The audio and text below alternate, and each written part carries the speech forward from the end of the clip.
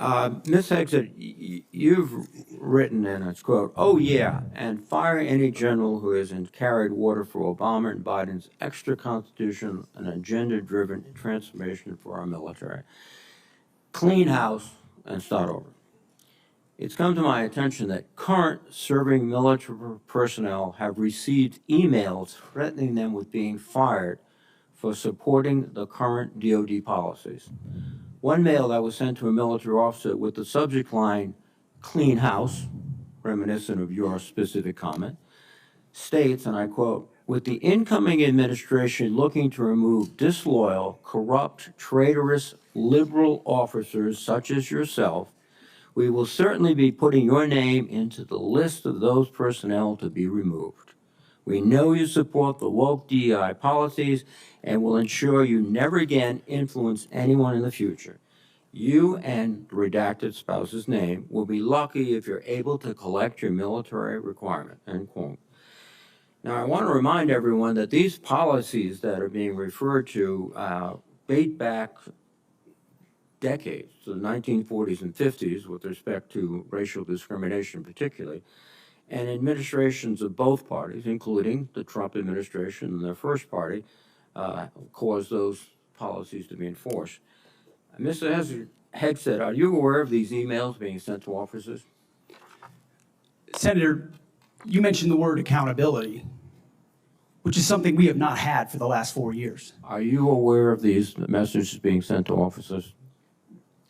Certainly I'm not aware of that. It's not one of my efforts, but there's been no accountability for the disaster of the withdrawal in Afghanistan. And that's precisely why we're here today. Excuse me. Is that leadership has been unwilling to take accountability. It's the time to restore that to our most senior ranks. You've written publicly that DI policy is a distraction and have military personnel walking on eggshells. Do you believe that emails like that are essentially threatening both a serving officer and a spouse and claiming that they'll lose their pension will have a distraction and detract from the lethality? Senator, you mentioned the 40s and 50s, and you're precisely right. The military was a forerunner in courageous racial integration in ways no other institutions were willing to do. I served with men and women of all backgrounds because of the courage of people decades and decades ago. Incredibly important. However, the DEI policies of today are not the same as what happened back then. They're dividing troops inside formations, causing commanders to walk on eggshells, not putting meritocracy first. That's the indictment that's made by those serving right now. Excuse me. And why we're having this conversation. All of your public comments don't talk about meritocracy. They talk about liberal democratic efforts that are destroying the military, that those people are our enemies. That's not meritocracy. That's a political view. And your goal, as I see emerging, is to politicize the military in favor of your particular positions, which you've outlined extensively, which would be the worst blow to the professionalism of the United States military and would undercut readiness, undercut retention, because I can see officers receiving these emails beginning to wonder very seriously if they should continue. Let me change subject for a moment here. You've been instrumental in securing pardons for several convicted war criminals. In at least 2 of these cases, the military personnel who served in combat with these convicted service members were not supportive of the pardons. They did their duty as soldiers to report war crimes. Your definition of lethality seems to embrace those people who do commit war crimes, rather than those who stand up and say, this is not right. So what's the response to your service members who personally witnessed these and courageously reported them to their superiors? Senator, as someone who's led men in combat directly and had to make very difficult decisions, I've thought very deeply about the balance between legality and lethality, ensuring that the men and women on the front lines have the opportunity to destroy with and close the enemy, and that lawyers aren't the ones getting in the way. I'm not talking about disavowing the laws of war. or the Geneva Conventions or the Uniform Code of Military Justice.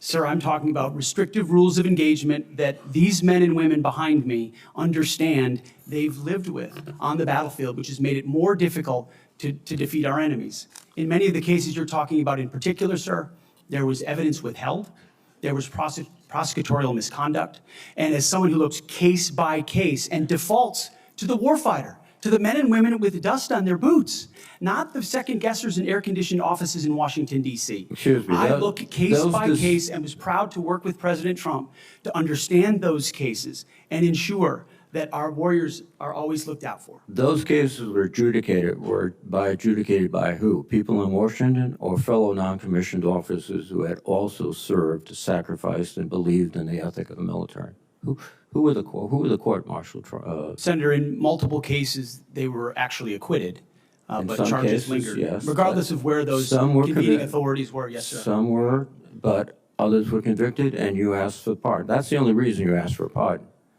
because they were convicted. But the other factor, too, is you've already disparaged in writing the Geneva Convention, the rules of law, all of these things. How will you be able to effectively lead a military in which one of the principal elements is discipline, respect for lawful authority? You have made statements to your platoon after being briefed by a JAG officer. Well, by the way, would you explain what a JAG off is? I don't think I need to, sir. Why not? Because the men and women watching understand. Well, perhaps some of my colleagues don't understand. It would be a JAG officer who puts his or her own priorities in front of the warfighters. Their promotions, their medals, in front of having the backs of those who are making the tough calls on the front lines. Thank you, Senator Reed. Interesting.